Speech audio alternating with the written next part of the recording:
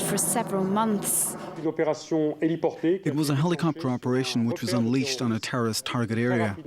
And at nightfall, once on the ground, very quickly the French forces were violently attacked by the terrorist fighters. And it was during these clashes that a soldier was fatally wounded. 32-year-old Thomas Dupuy belonged to Commando Parachute Group 10 and had fought in Afghanistan. His death brings the number of French troops killed in Mali to 10 since France intervened in the country in January 2013 to chase out hardline Islamists seizing control of its north. In August, this intervention was replaced by a wider counter-terrorism operation known as Barkhane. It incorporates 5 countries in the southern Sahara. It's a huge area. We must deal with this black hole in Libya because here the jihadists are refurbishing, taking weapons, taking ammunition, and we need to destroy them. Dupuy is the first French soldier to die since the Barkhane operation began, while UN peacekeepers in the region have lost some 24 soldiers. On Monday, the French defence minister criticised the slow deployment of the UN peacekeepers. He said he would be sending backup troops to the area. The conditions today are not met to deliver the Mistral. That's what France's Finance Minister Michel Sapin told reporters earlier, a day after Russia said it had received an invitation to take delivery of a Mistral warship in mid-November. France had suspended the deal because of pressure from other Western countries over Russia's actions in Ukraine.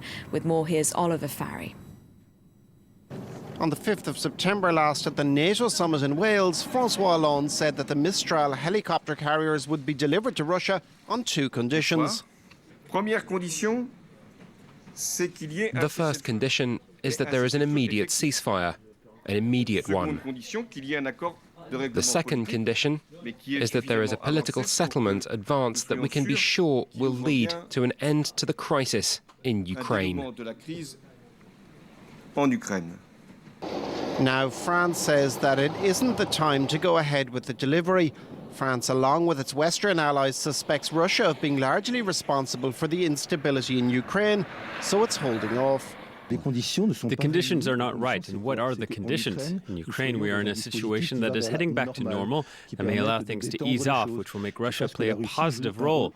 Though from a certain point of view, things are better. There are still concerns. So right now, the conditions are not right. The Mistral helicopter carrier is one of the standard bearers of France's naval industry.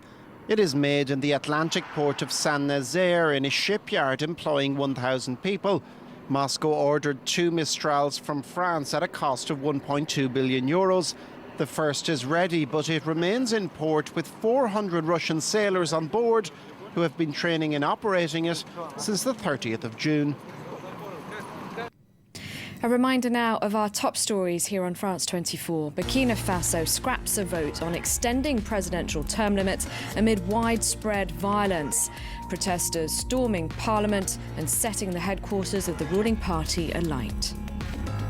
Israeli police kill a Palestinian suspected of trying to kill a well-known Jewish activist. This amid heightened tensions in the holy city. And Peshmerga fighters from Iraq start arriving in the besieged Syrian town of Kobani. Heavy weapons, including artillery, should follow. Time for Focus. Today we bring you a special report from Tripoli after Lebanon's second city was rocked by fighting between the army and Sunni militants. More than 40 people were killed in the clashes, which started after the army arrested a man they say was a recruiter for the Islamic State group. And many shops in the souks were damaged. Now many residents are even more critical of the Lebanese army. Fernand Van Tetz explains. A little more than 24 hours after fighting has ended, the shopkeepers of Tripoli's old souks assess the extent of the damage. All of here, jackets and dresses and everything related to women. And up there, it was the kids' area. A pile of ashes is all that remains of Sami's clothing store. And jackets. A jacket? Yes. A bag, handbag.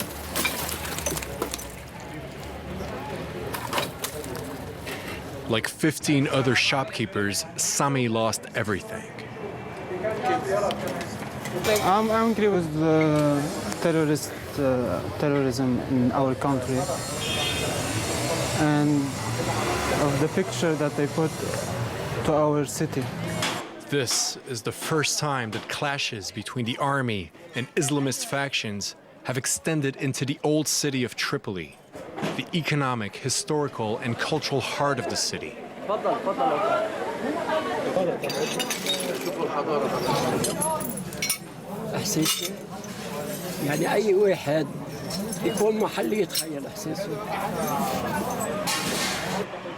The souks reopened Tuesday morning under the protection of the army.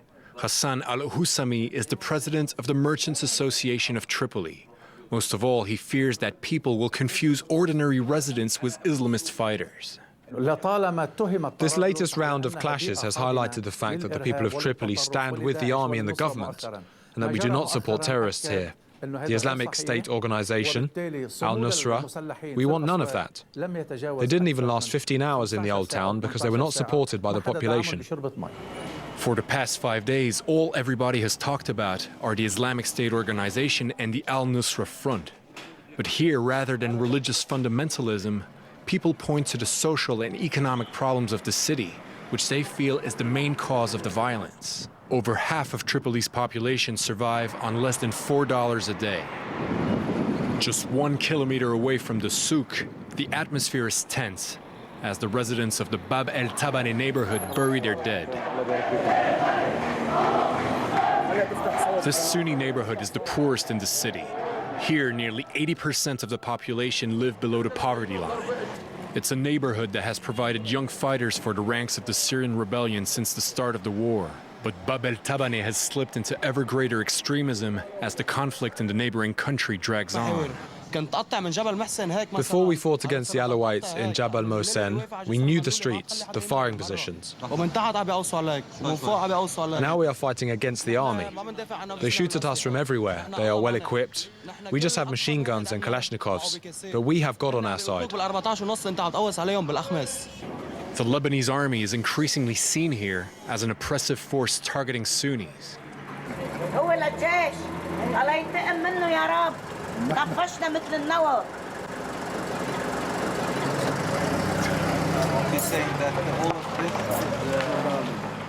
The 4-day confrontation saw the army employ heavy weaponry, firing missiles down from helicopters.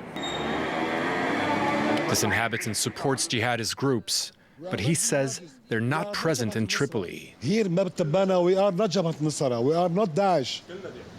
They will say we are Jabhat al-Nusra. We say no, we are not. We like Jabhat al-Nusra. We like Daesh, but we are not, because they are fighting for Muslim country. We are Muslim, alhamdulillah. He denounced what he called an unfair policy in which the army tolerates Shia Hezbollah fighters going to Syria, yet targets Sunnis who wish to do the same. Hezbollah people, if they kill, and he shot many captains in the army. Why didn't take him to the prison? Why didn't take him to jail? Why didn't take him to the court? What did the judge? This is what we feel. We feel it's not fair. This sense of injustice is exploited by jihadi groups who are increasingly popular among the Sunni populations of Tripoli's poorest neighborhoods. Now, for more on the situation in Tripoli, I'm now joined from Beirut by Imad Salamey. He's an associate professor of political science and international affairs at the Lebanese American University. Hello, thank you very much indeed for your time. So it seems from our report that the army may have won the battle for Tripoli, but when it comes to winning hearts and minds, there's still some way to go. You know, the situation in Tripoli is quite difficult, and particularly due to the fact that the population there, as you mentioned in your report, is confronting severe economic conditions where, accurately you mentioned, many people live off less than $4 per day. And this economic situation, of course, breed into extremist appeals, and it's really easy for extremist organizations to recruit young people who are unemployed, and by the sense of economic injustice, many people may be recruited easily to organizations such as ISIS or Nusra organizations. But of course, there are other organizations in Tripoli that recruit these people, and there are local groups that offer some money for young people who are unemployed and give them more hope for better economic well-beings by becoming fighters. Poverty and unemployment. This situation. Yes. I'm sorry to interrupt. That might go some way to explaining why extremist groups appeal, but surely that's not all of it. Of course not. Of course not. Lebanon is not only confronting economic hardship, especially in areas such as northern Lebanon, but also it is confronting deep sectarian division and polarization between Sunni and Shia population. Whereby the Sunnis at a moment where the majority of them live in northern Lebanon and Tripoli is their heart city, so to speak, are sensing that the involvement of Hezbollah, the Shiite organization, in Syrian affairs and being militarized and armed within Lebanon and under the watchful eyes of the Lebanese government is creating a severe inequality between both communities, and the Sunnis feeling continuously being targeted and not treated as equal citizens. So this sense of injustice and inequality within Lebanon also breed to and contributes to recruitment caused by extremist organizations and may lead to situations like what we just saw in Tripoli. Is it really just a sense of inequality, or is it fair to say, like some people said in our report, that the army is applying a double standard and people are frustrated that they want to go and fight in Syria and they can't? Right. This is a double standards quite largely perceived by the Sunnis as the Lebanese army enforces certain regulations and apply the rule of law in northern Sunni areas, but keep a blind eyes on areas of Shia population in the south of Lebanon and the southern district of Beirut.